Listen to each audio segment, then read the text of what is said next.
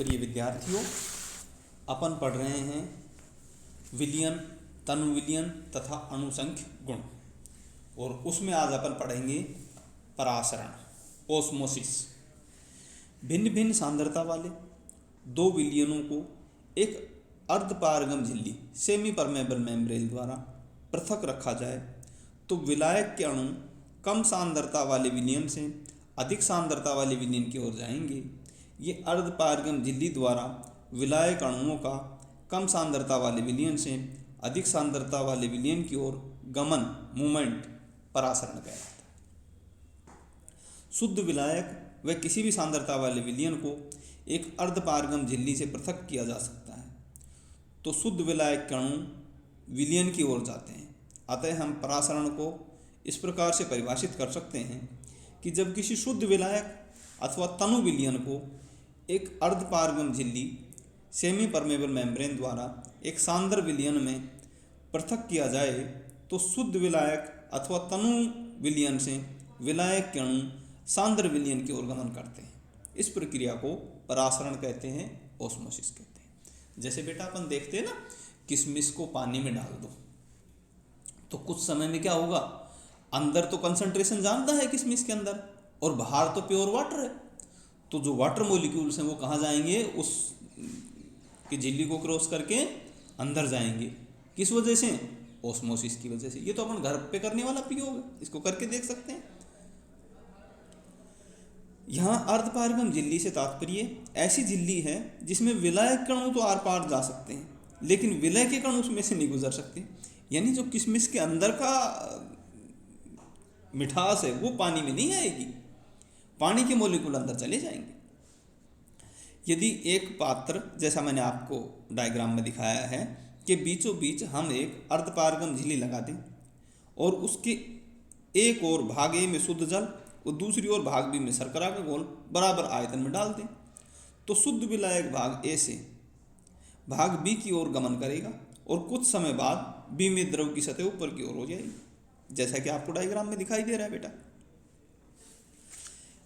ऐसा परासरण के कारण ही होता है कि इसका छिलका अर्थात कोशिका भित्ति सेल वाल एक अर्धपारगम झिल्ली होती है।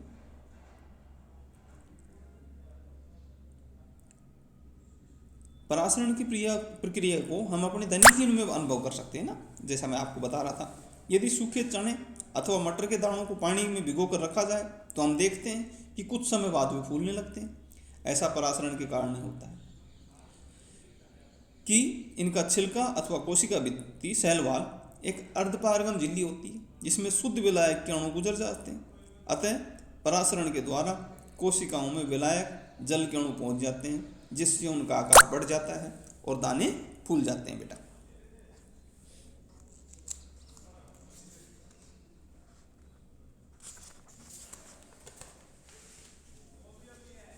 परासरण और विसरण में क्या अंतर है, ये अब अपन पढ़ेंगे। परासरण और विसरण में अंतर। परासरण विलयनों का गुण है, विसरण गैसों का गुण है। परासरण केवल अर्धपारगम झिल्ली द्वारा ही संपन्न हो सकता है, विसरण में ऐसी कोई शर्त नहीं है कि कोई अर्धपारगम झिल्ली। परासरण में विलायक के अणु विलयन की निम्न सांद्रता से उच्च सांद्रता की ओर गमन करते हैं। विसरण में गैसें उच्च घनत्व से निम्न घनत्व की ओर, यानी वहां डेंसिटी है कारक और यहाँ कंसंट्रेशन है। परासरण गैसों में कभी नहीं होता है, विसरण कभी कभी विलयनों में हो सकता है। परासरण की प्रक्रिया में केवल विलायक के अणु ही गति करते हैं, विलय के अणु अर्धपारगम झिल्ली से नहीं गुजरते हैं। जब विसरण विलयनों में हो रहा होता हो तो उस प्रक्रम के दौरान विलायक तथा विलय दोनों के ही अणु गति करते हैं बेटा। परासरण की प्रक्रिया को हम लैब में भी शो कर सकते हैं।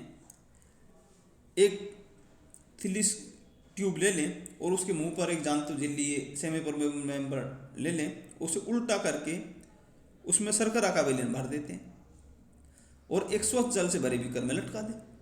जानतो झिल्ली सेमी परमेबल मेम्ब्रेन की भांति व्यवहार करेगी और विलायक के अणु उनमें से विसरित होकर थिलिस ट्यूब में आ जाएंगे।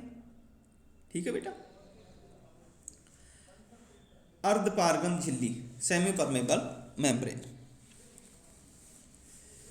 इसका अर्थ है कि आधों को पार कर देने में योग्य, अतः ऐसी झिल्ली को अर्धपारगम झिल्ली कहते हैं, जो अपने में से विलायक के अणुओं को तो गुजरने दे, लेकिन विलय के अणु उसमें से गुजर नहीं सकते। प्रकृति में जंतुओं तथा वनस्पतियों की कोशिकाओं के आवरण पित्ताशय आदि अर्धपारगम झिल्ली के रूप में कार्य करते हैं, लेकिन एकदम पूर्ण परफेक्ट अर्धपारगम झिल्ली की भांति कार्य नहीं करते, अतः उनका प्रयोगशाला में परासरण के लिए कृत्रिम अर्धपारगम झिल्ली को बनाया जाए।